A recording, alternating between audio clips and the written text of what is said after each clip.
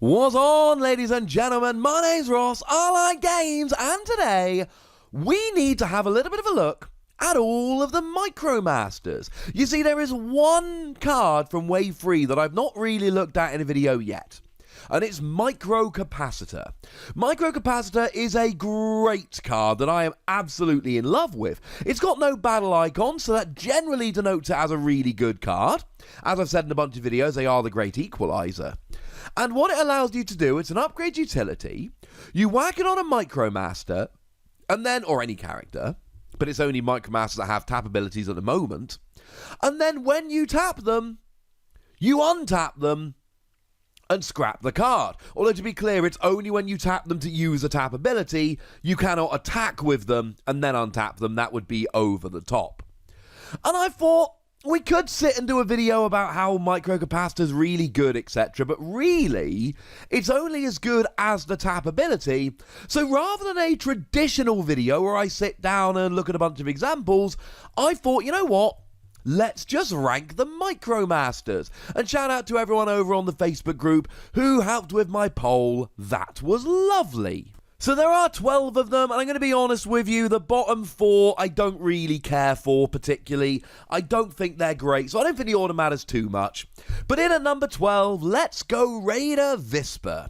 Now, incidentally, all of the Micromasters have stealth while untapped. They've all got bad stats. I'm not going to worry too much about them. We're going to be focusing largely on the tap abilities here. So Raider Visper, you scrap 3 green icon cards from your hand. Your opponent discards 3 cards from their hand.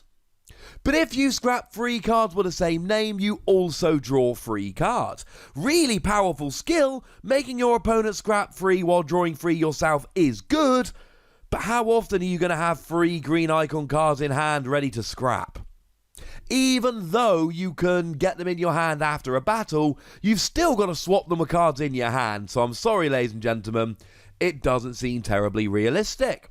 And along the exact same lines, in at number 11, Raider Stormcloud. Once again, you have to discard 3 green icon cards from your hand in order to use it. Now, good news is you give one of your characters bold 3 until end of turn, and if you scrap 3 cards with the same name, you actually give them bold 6. But once again, you got to scrap 3 cards from your hand to do so, unless you've really got a lot of draw power in your deck. I don't think these cards are particularly viable. I'm sure one day someone will make them work, but for the time being, I am unimpressed. In at number 10, we've got Private Mudslinger. They're all 4 or 5 cost. This is a 5 cost.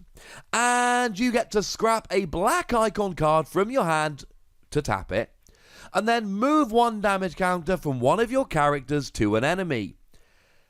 It's fine, but it's not particularly great. There are better ways to go about doing this. Remember that all of these Micromasters abilities are based on existing cards, and they have the same pips as those cards.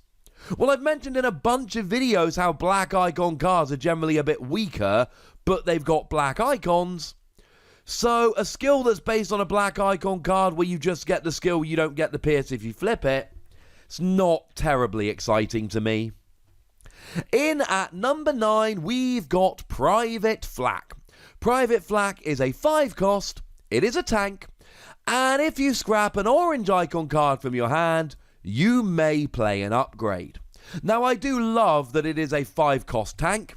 That really makes me happy. It can fit in really well with double Megatron decks playing stuff like Hunker Down. I like it more as a 5-star tank, honestly, than I do as a Micromaster. It's a little underwhelming. So they're the 4 at the bottom I'm not terribly keen on. Let's start off at number 8 proper with Private Stakeout. Private Stakeout is a 4-cost character, and you can tap it to flip one of your characters. It's rapid conversion, incidentally. Well, it's a Transformers trading card game.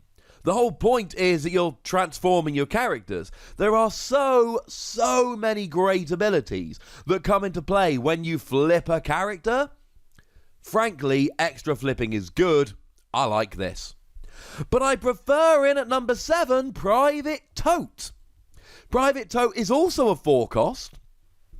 Except Private Tote, you discard a card from your hand to untap one of your characters. Ladies and gentlemen, untapping is ridiculous. Just utterly ridiculous. This one makes me extremely happy.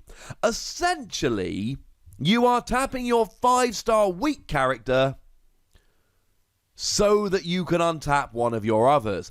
Unfortunately, you have to untap one of your characters with 6 stars or fewer. This is what stops it from being a real over-the-top, top-tier character. And look, there's plenty of really good, really weak characters. Back in Wave 1, we had Arcee, who's a great 5-star character. There's a lot to like about it, but do remember that the amount of ones that you can untap is slightly limited, which is why it comes in at number 7 rather than coming in an awful lot higher. I mean, cards like Turbo Boosters and Start Your Engines untap characters, and in Cars decks, they see a lot of play, but they can just generally untap. There isn't quite the same restriction. In at number 6, Raider Laserbeak. Now, this is a 5-star character, and I almost left this out and didn't bother doing the list. Because I thought, well, you know what, really, it's for Soundwave decks, and it's to be played with Soundwave. And then I thought, well, actually, no. No, I don't think that is actually the case. Because the thing is, I could see this seeing a bit of play in non-Soundwave decks. Raider Laserbeak here actually has PS2. It has a legitimate skill outside of a tap ability. Still only a 5-star. And then the tap ability, you may tap it and play a secret action, but you don't even have to discard a card from your hand like you do for most of the other Micromasters. So being able to play a secret action without having to discard a card from your hand, having PS2, I'm starting to think I might be underrating Raider Laserbeak. But in at number 5, we've got Raider Ravage, the other one of them there Spy Patrol. Raider Ravage is again a 5-cost, and when you tap it, again, you do not have to discard a card from your hand. You do 1 damage to an enemy, and if they've got 4 defense or more, you actually do 2 damage. Well, 2 damage is a plasma burst, a battle card so good it doesn't have a battle icon. Frankly, this is a really good skill, and it also is worth bearing in mind here that no, you don't have to play this in a Soundwave deck. But when you attack with Major Soundwave, you do untap each of your Spy Patrols, so you can essentially untap Laserbeak and Ravage and go for it. Not to mention, of course, that if you then combine that with Microcapacitor, so that you can untap them even more, you could be using these Spy Patrols many times in one turn. There's got to be some fun to be had with that. In at number 4, we've got Private Top Shot. Frankly, ladies and gentlemen, it's draw power. Simple as that. Private Top Shot is coming in here as a 4-cost, which is cheap for a Micromaster. It's on the low end. And when you tap it, you may scrap an orange card from your hand, draw 2 cards, and put a card from your hand on top of your deck. Now, to be fair, it is also a very small Autobot leader, which means you do get access to Matrix of Leadership, which is kind of cool. But generally speaking here, this is just draw power, this is just consistency. And we see this, it doesn't matter what card game you're playing. If you can draw cards, you've got more options, and there's more that you can do. And frankly, ladies and gentlemen, that makes a difference. The more cards you've got, the more options you've got, the better a game you are often going to have. That's not some guarantee that you're going to win if you've got more cards, but draw power here is pretty gosh darn good. Now, I have gone against the poll I did here in one big way, and that is in at number 3, Private Red Heat. I didn't know exactly what to do with Private Red Heat, so the number 1 and 2 were really clearly 1 and 2 in the poll, so I thought dropping Private Red Heat down underneath it would be the sensible way to go about it. So, Private Red Heat here, it's swap parts. Literally just swap parts. And bearing in mind swap parts were so gosh darn good it got banned.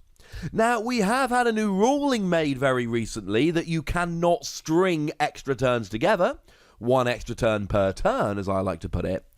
And Private Red Heat was not the main reason for it, but it was a bit of a reason for it.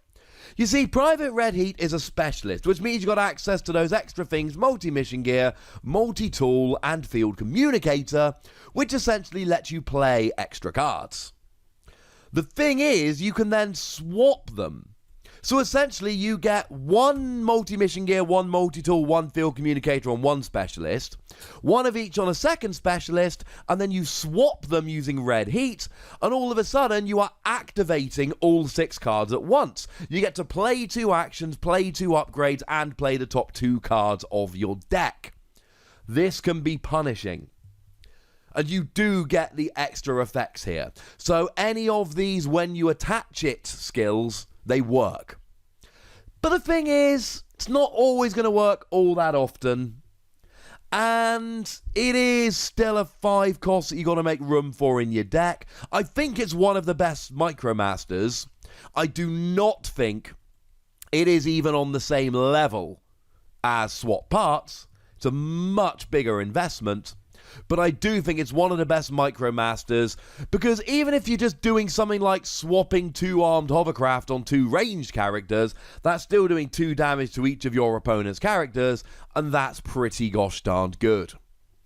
In at number 2, we've got Raider Roadhugger, which is, again, a 5 cost. We would expect the better ones to be more expensive. And you get to scrap a blue card from your hand and give one of your characters plus free attack until end of turn. And one of the great things about this is that you're adding attack in a blue deck. A blue deck is not going to want to, always at least, play too many orange icons, so they're not boosting their attack with orange icons, so the best thing that they can do is to boost their attack by just having cards that give you extra attack. That's the goal here.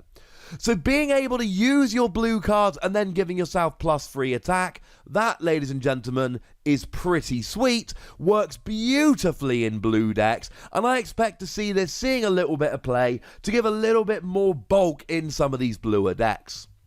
But the runaway winner in at number 1 was Raider Detour, and I know the lovely Landon from TCG Rollout likes this, because this was one of the cards he was lucky enough to reveal when Wave 3 was coming out, because he's one of those lovely folks that does reveals for Wizards.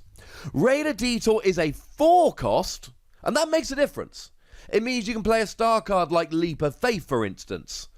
It's huge. Or it means that you can play a character better than the one you wanted to play. It means that rather than selling on a 6 cost character, you can play that 7 cost, etc. But really, the reason it comes in at number 1 is because it lets you draw cards. It's as simple as that, ladies and gentlemen. Raider Detour comes along, you get to scrap a blue card from your hand and draw 2 cards. It's Pep Talk. The thing is, Pep Talk is a phenomenal card in that it's the best draw power we've got. I'm not counting Universal Network Access because that is a star card. It's great. Drawing cards is good. And I know that we've got the other dude. I know that we could always just play Private Top Shot, but then you've got to put one back on top of your deck, which can help you while attacking, but not always. This gives you a better card advantage. Plus, he's a car. And he's a specialist. Which means you can use all that stuff like Field Communicator or all that stuff like Turbo Boosters, and that's really quite good. I feel good about putting Raider Detour in at number 1. But this is the part of the video where I'd like to know your rankings. So, let me know in the comment section. Go nuts. Be nice. Maybe just give me a top 5. However you want to do it, ladies and gentlemen. And then make sure you like this video. Be nice. Always be nice. And then make sure you like this video, subscribe to this channel, and follow me on Twitter at the Wossy, where we talk about Transformers and a whole bunch of other games. But by far the most important thing, as always, look after yourselves till next time. Thank you very much for watching. My name is Ross, and you've been watching Wossy Plays.